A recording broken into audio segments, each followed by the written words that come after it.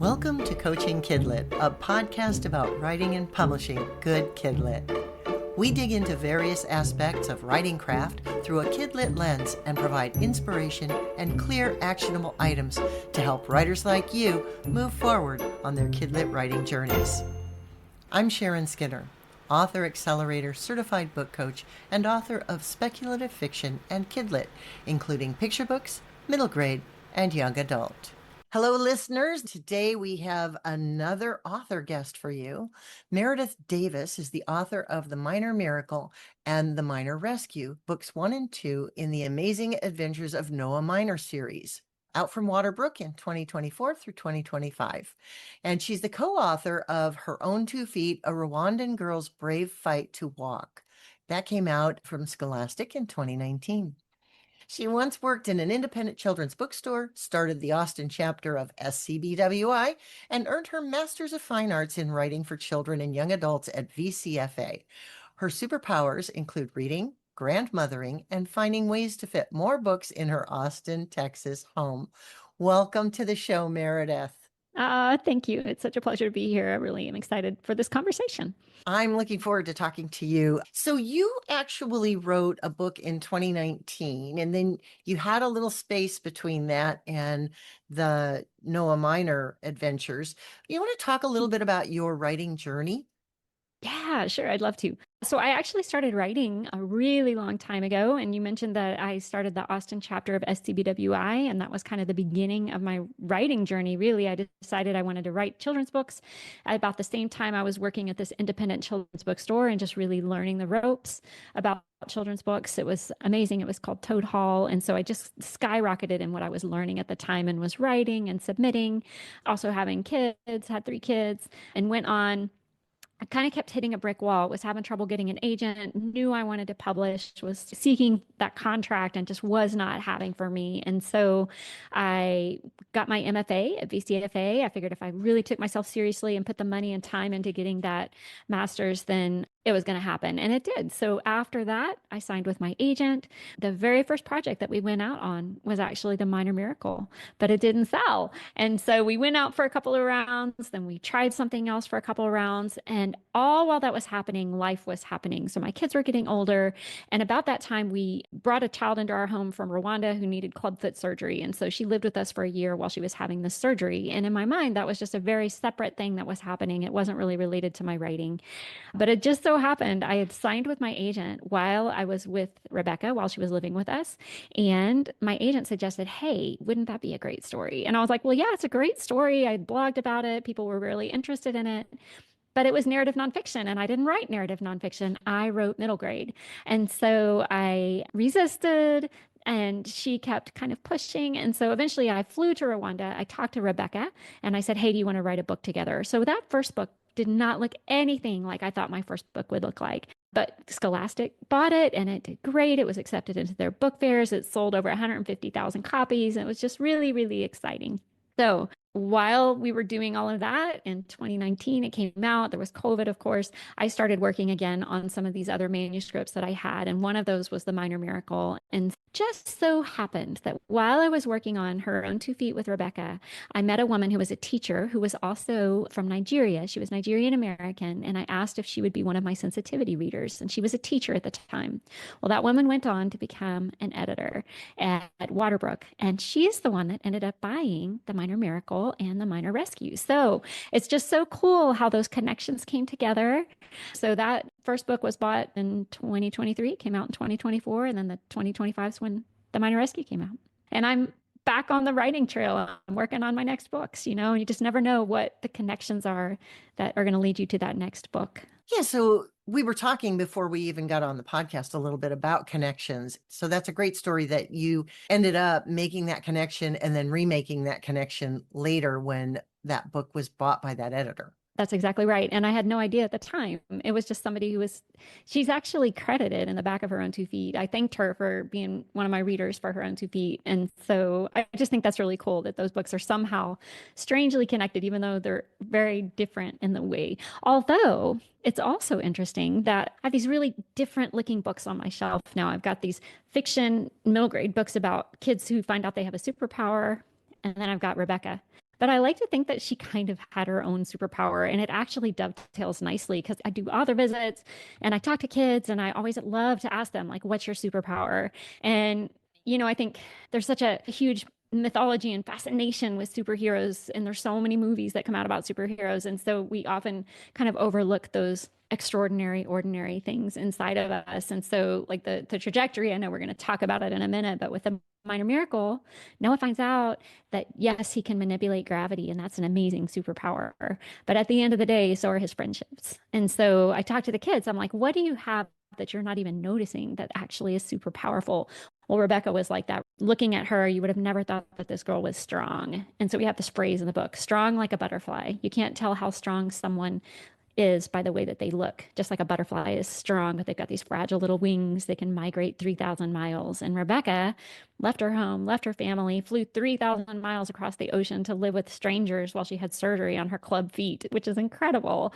But I ask kids, I'm like, how are you strong like a butterfly? And no, you're never going to get on a plane and fly across the ocean and have surgeries and live with strangers in a country where you don't speak the language. But do you have to learn new things? Is that in some way like what Rebecca had to do? And so I kind of draw it out of them. I'm like, if you've ever had to practice and be patient again, that's what Rebecca had to do when she learned how to walk again on her turned straight feet. So that superhero theme is really tied up in both of those books, even though they, by all appearances, seem very different.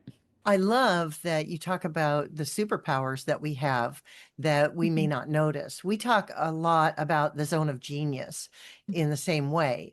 What is that thing that you have that is so special to you and you're so good at it and you're so passionate about it that it is like a superpower? Yeah, I love that. And I can imagine that a lot of writers would say writing is their first thing. And I think that's true. Like that makes us unique amongst the population that we relate to the world with words and maybe can sometimes say things better with the written word than we can with our spoken word even.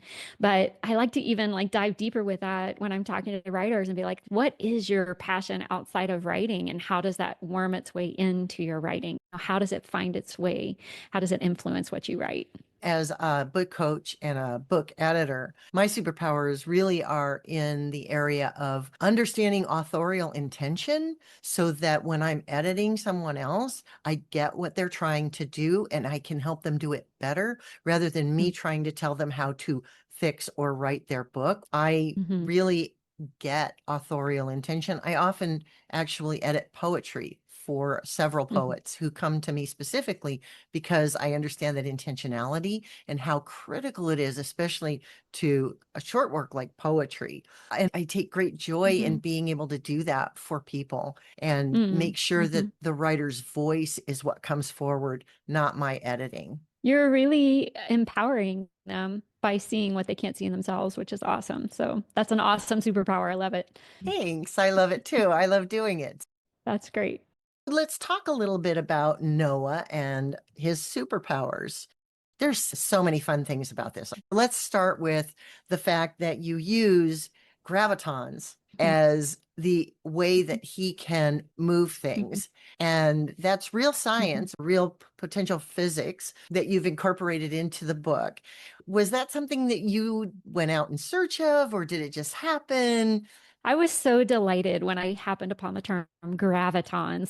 What an amazing superhero or superpower-ish type word that is. So I was fascinated by gravity. Kind of as an aside, I thought I had read that like scientists didn't entirely understand gravity and that there were these particles that they called gravitons, but they weren't sure exactly how they worked. And I was like, wait a second, that's really interesting. And what a awesome thing to find when you're writing fiction that you want to have some sort of scientific element, but there to be some questioning about it because then you can just fill in the blanks however you want. And so I did do a lot of research and I talked quite a bit actually to my husband, who is much more science minded than I am, and unpacked a lot of things. We had some great conversations about it, talked to some other people that I know that are more in the science world, and then just played around with what we know and what we don't know. And so, like, another element is supermoons, which are real.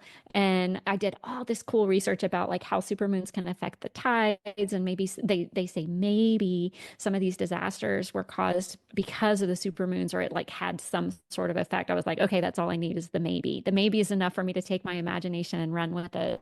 So with gravitons, Noah can manipulate gravity. And I wanted there to be very specific ways that that happened. I didn't want it to just be kind of this magic thing. And so I tried to come up with like the perfect analogy, and I really wanted it to be something that kids could relate to. So I have Noah learn how to spin gravitons into this thin rope that would connect him with whatever object it is that he's trying to pull. The pull is actually the superpower, the first of many powers that he'll get.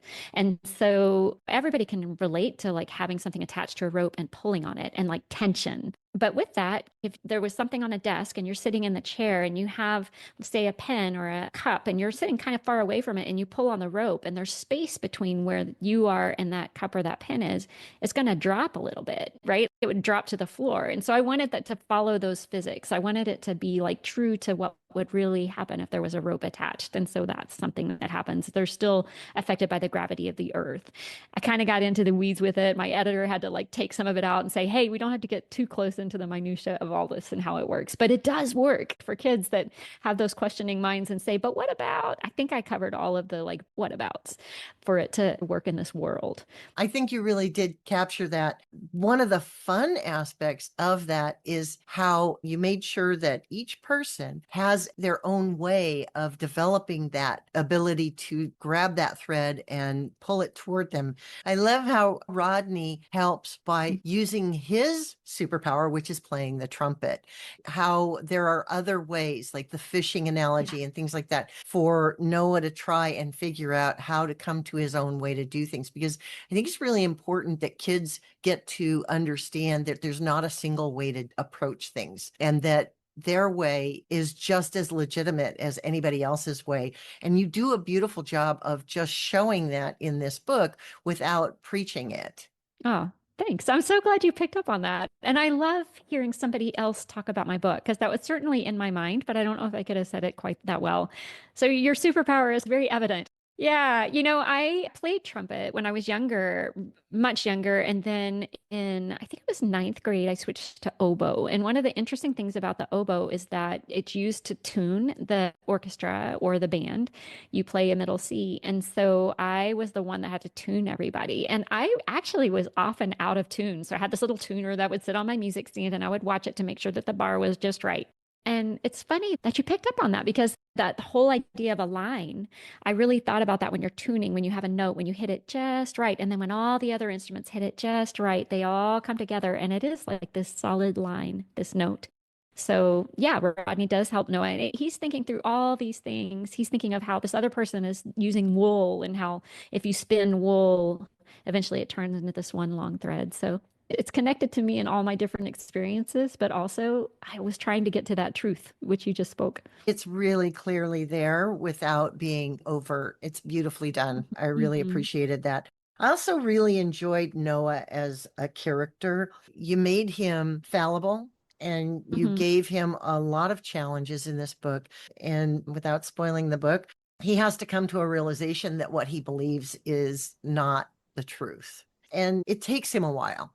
So I enjoyed his journey, and I also enjoyed his friendships with his friends, including his friendship with Haley, especially because they're really best friends, but that also becomes at risk because of what Noah is going through. So I thought there was a lot of really nice layering in there of the different threads of the story, but it all thematically ties together into what do you believe about yourself, about the world, about the people in it. Yeah, I think I was really playing around with the idea of like, how do we know what is truth? Like, who's telling the truth in our world? And sometimes the truth is kind of hard to hear. And so we want to listen to the voices that just kind of tickle our fancies and build us up. And that's not to say that those aren't good voices, but sometimes people can do that maliciously and they can kind of be buttering you up so that they can manipulate you.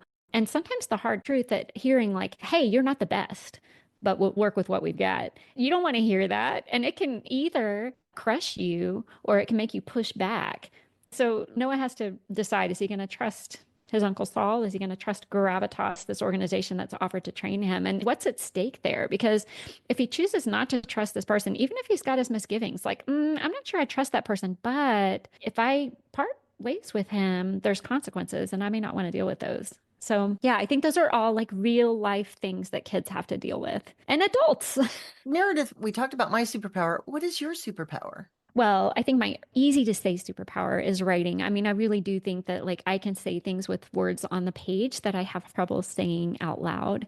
It helps me process and think through things often. If I can't figure something out, I just start writing, I just start journaling. So I do think that writing can be a superpower. And so as maybe trite as it is to talk to a writer and ask them what their superpower is and have them say writing, I will say that the other one is reading. Like reading transports you to other worlds, many other worlds. And if you have a love for reading, man, it's a gift that can just take you away from wherever you're at or help you learn. It just expands your mind continually. So I think reading and writing really are my superpowers. I wish I had something more creative to say. No, that's great. But I want to push a little bit on that because we're talking a little bit about superpowers for individuals and for individual writers. And that is the easy answer. I mean, I'm a writer and I know voice is one of my superpowers when I write and nuance, right? Word choice, things like Mm-hmm. that. I have a poetry background. Mm-hmm. So, of course, that's going to come into it. We all come with Yeah. strengths and weaknesses into this craft, into this art form. So, how would you recommend that a writer who wants to develop a superpower or to identify a superpower, how might they approach Mm-hmm. figuring that out? Ooh, I love doubling down on that. I think, if I were to double down, I would say like what I'm really good at in writing, the thing that comes easy to me is finding heart, like capturing an emotion, finding someone's heart, not in a manipulative way, but like I feel like I can move people emotionally. And how do I know that? It's because that's what I hear back. Like that's the feedback I get. And so I think it's if a writer's trying to find out, well, what am I good at? Am I better at like plotting and character or setting or description or dialogue? What is it? What are people telling you? And if you don't have people telling you, it means you're not in a community yet. And so get into a community and share your work, whether you're sharing your work with other writers, whether you're doing it on a blog. I like to tell people I've written a Christmas letter since 1995 and I get feedback on it. I am not asking for it, but I will get a text back and they're like, oh my gosh, the way you did this or that or whatever. And honestly, like long before I ever had a book out, that was like my first published work. And it was the thing that I was getting feedback from. And it was kind of like a drug. It was reinforcement that yes, you are a writer. There's something special about that.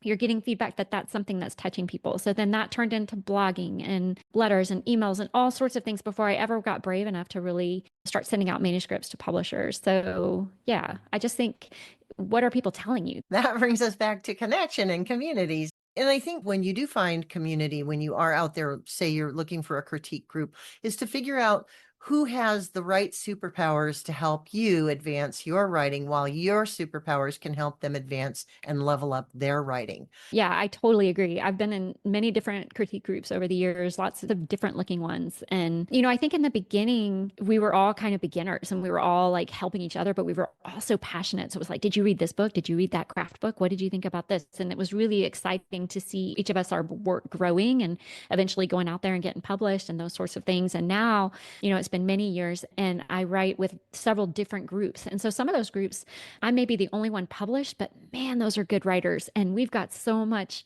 mileage with each other. And I cannot wait to celebrate with them because I know they're going to hit it. And so I would just caution writers about like, oh, I don't know if I want to get in that group because I really think I need to have like all published people in the group or whatever it is, because there is some amazing talent. And for whatever reason, they just haven't gotten the book out there yet. And so when you're trying to evaluate, like, well, how do we know then?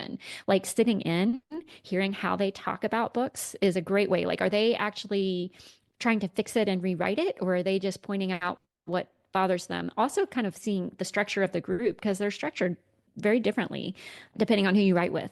And it can also be cross-disciplinary. One of my groups that I'm in, there's songwriters, there's potters, there's all sorts of stuff. And so that group for me isn't so much like I'm going to give them my manuscript and get edits back from them, but I love doing readings with them where it's kind of like a show and tell. So everybody's showing their work and getting their like first impression, hearing from someone who's like a potter, like a master potter that thought they're selling her work and doing amazing stuff, getting her feedback on my work has been so interesting. How does it hit her and how does she feed that creativity. It's been awesome. That is a great mix to have in a Hmm. group that is willing to share like that. I love that. And again, pottery is a superpower. That's a mad skill, right? And you've got this nice mix of people kind of exploring. And who knows what that will spark in someone else in the group. I'm sure I'm going to have a Potter in one of my stories in the future. Just the things I'm learning. But yeah, the bouncing off of creativity, it is like energy being in the room with everybody. It's really fun. That's great. So you have the minor miracle and then the minor rescue. What's coming next? Can we get a little teaser? Yeah, I mean, I don't have a book coming out this year, but I've got two projects that I'm working on. One of them is a series, and we're going to see if that takes. And then the other one is just a middle grade, and it is actually another middle grade from the archive. So it's a story of a girl who's lost her parents when she was young and has lived all her life in an RV with her grandparents. And the story opens when she moves back home again. And I've written this many different ways, like fully through, edited, revised, didn't sell it. And so this time I'm taking it all. I'm taking these characters, I'm taking this story that I know so well, but I'm putting it in an entirely different setting. So where she's moving back to is really different. So I'm excited about it. Yeah. And I've been writing poetry the last like 3.5, 4 years. And so I've decided to incorporate that into the book. It's not fully in verse, but there's these vignettes and interludes of this melancholy turtle that is poetic. And I love him so much. He's one of my favorite characters. I would read that. But there's something that you just said that connects very directly to Noah as a character is you don't give up on your projects. You just keep at them and you keep approaching them from different directions, just like Noah does in The Minor Miracle. He's trying different approaches to make that work. And it sounds very autobiographical. It sounds like something from your own life. Yeah, I didn't even see it until you said it. But yeah, that's really true. And I don't just take it off and blow off the dust and send it out again. I really do re-engage with it because I feel like when you come back to it after like 5 years, you've lived a lot of life. You're in a different place. And so you're bringing all the new you to this manuscript. And there's always you in your manuscript. Like there's whatever you're dealing with, whatever you're wrestling with, whatever you're questioning or wondering or marveling at, that's all gonna like get in there somehow. It's just part of you, it's part of the DNA. I've been reading a lot about crop rotation lately and as a metaphor for writers and just how like important it is to like rotate the crops and not to get burned out in one particular thing. So I think I'm also kind of doing that with the poetry and the two different middle grades and other things I've been working on. So it's been really valuable as a tool. I love to hear that. I also write not only across age categories, but I write in various genres. And when I'm not feeling it in one way, I'll go to something else. And that helps me to keep moving forward and to keep honing my craft. And it can spark things. Mm-hmm. I love that. Yeah, I love that for sure. So, one of the things that we were talking about earlier was how fiction tells the truth and using fiction to teach values and truth to kids. Do you want to touch a Mhm. little bit on that? I do. I so truly believe that that is the truth. So, like, we can make up all the stories we want to, and even if it's fantasy or science fiction, it's going to have some truth in it. I just feel like we all have our own particular truths. And first of all, we don't want to read a preachy book. We don't want to read something that's like, this is the deal. This is what I'm trying to teach you. We're not trying to teach something with our books, but we are trying to connect with our readers. And what better way to connect with our readers than by sharing deeply held truth? And so, like, for some of my favorite books, I think that's a really interesting thing to think about is, okay, well, what's the truth that came out of this for you? What new thing are you thinking about now? How do they bend things in a way or say things in a way that made you think of it differently? And so, even in this conversation, I think that's happening. But, there's the truth of my lived experience as a kid. And in some ways, what that looks like is redeeming myself in my characters. Take Rodney, for example. I mentioned I played the trumpet when I was young. So, fifth and sixth, seventh grade, I was playing the trumpet, which is, if you've ever seen a trumpet case, a fairly big case. Well, I rode the bus and I used to get teased for being in the band.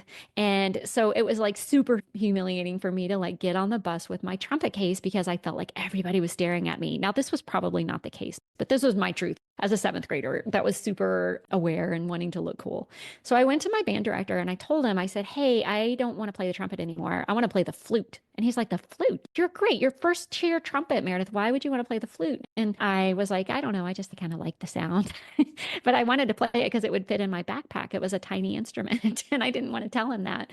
So he said, well, we have too many flutes. How about the oboe? And I was like, well, isn't that huge? Because I thought an oboe was a bassoon. And he was like, no, it's not huge. And I was like, what does it look like? How big's that case? So I ended up playing the oboe, made this super change. And I can't tell you how many times I regretted that as I got older. So I regretted not being first chair trumpet in an all boy trumpet section as a senior in my high school. I know I would have been. I would have been so badass and awesome as a trumpet player, but I was the oboe, which I was good at the oboe, but it just was a regret of mine. And so here I am writing this book. It's not like a huge wound of mine or anything, but I give Rodney this great ability to play the trumpet, and he does not care what people think about him. And so even though like being in the band is not super cool in the Noah universe either, he's funny, he's engaging, and he's super talented. And like instead of hiding his gift, he wants to get out there and play at the middle school basketball games. And he's pushing for it and he's working for it. And people love him. And so I feel like this is this truth I want to give to kids. And I tell them at school visits, I tell them that story. I show them a picture of me playing the trumpet and then how I wish I had and how Noah really went for it and did it. And it's not the end of the world when you make mistakes or you make a decision you're going to regret. But why? Why do that? Go be brave. Go be yourself. Speak what you need to speak. Do what you need to do and be who you're going to be and not concerned about what everybody thinks about you. And it's easier said than done because I was that seventh grader that I don't know if someone had said those words to me if I would have listened or not. But maybe in a story they will. Maybe if they engage and they get involved in these characters, it'll make a difference. So that's just one tiny little truth. There is the fact that when we see something in a book, we learn from it and we can emulate the behavior that we see in a book if it's a positive behavior from a character. And especially as kids, right? We see that stuff and we see that bravery and we see that I'm just going to be who I am. And that's another great message that The Minor Miracle puts out because Rodney really is himself. And one of the things that Noah struggles with is being who he is. But I also agree with you that there are a lot of my stories that have autobiographical information in them. And no doubt, and I could speak to some very specific examples that they are me revising history because history for me at that age kind of sucked. Yeah, isn't that a delight? I mean, that is also a superpower. We can just kind of rewrite those histories and make it better, make it more redeeming. Yeah. And I like those stories Yeah. better. Absolutely. Is there anything else that we haven't covered that you'd like to talk about before we get to our action items? Gosh, I mean, superpowers and truth. I think we've talked a lot about both of those things. I think they're both really important. I think one of the things that I learned with these books that I didn't know before is how to write a book too, how to extend a universe. And so, without going into too much depth, I think as writers, we're always learning, right? We can never be beyond something new that we could learn. And so, writing the sequel, I got to extend the world. And so, I got a very brief time where I could go back into book one and like lay a few seeds. But really, what I had to do, because the book was off to press and it was time for me to be writing, and I was getting these ideas, and I was like, wait a second. As I was trying to frame book two, I could go back in book one and realize that I had laid some seeds for myself that I didn't even realize, which I think is like magic. You know, it's so cool. And even talking to you and hearing you speak about the book, there's things that you're saying that I hadn't really thought about before. And so there's this really magical thing that happens in your writing when you get into the flow and you're just writing, like you're just playing. It's like when you're a little kid and you start to play. I think with a writing, it's the golden time when you can get to a place where you're just so involved in that story. And I think there's all sorts of interesting things happening in your brain and the connections and the synapses and how that's all spilling out.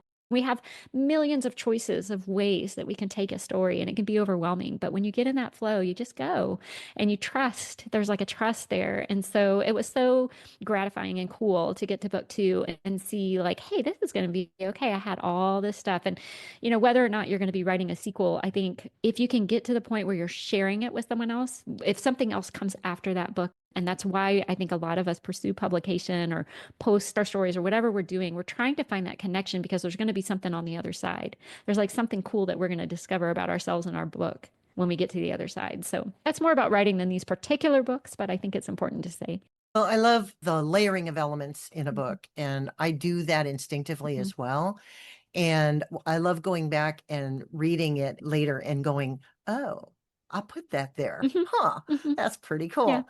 But it's also really, as you say, gratifying to have a deep reader come back and want to talk to you about all the things they Yeah. saw in your book, all the Yes. layers they got, all the truths, the personal truths that you were layering into your book, Hmm. and they get it. That's just super gratifying. I mean, it's lovely to have fans who just love the story. Hmm. There's nothing wrong with that. Mm-mm. There are people who are readers who just love the story and they don't want to go a lot deeper than that. But when you get somebody who goes deeper and starts to see all those lovely Hmm. layers, there's something special about having that conversation with a reader. It really is. And I think, if you can do both, that's the real magic. If you can make it a fun, entertaining story that you don't have to go deep with, but hey, if you want to, it's there for you. And I love finding those books, I love it, especially for kids, especially for reluctant readers. It's so good. I put that hat on when I'm writing children's books. First and foremost, it needs to be just a great story, just a fun story. And then I can't help but put in the layers. If I'm trying to be intentional about it, sometimes I feel like it can get heavy handed.